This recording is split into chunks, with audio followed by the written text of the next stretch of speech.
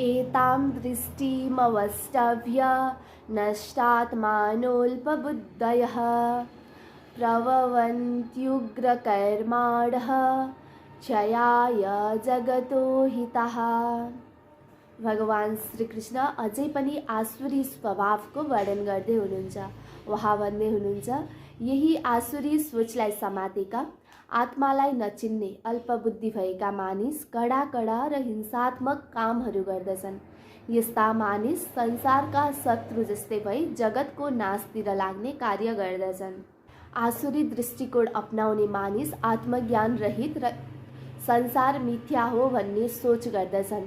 त्यसैले उनीहरू आफ्नो फाइदा, वासना र शक्ति मात्र हेरेर उग्र, हानिकारक अनि विध्वंसकारी कर्म गर्छन्।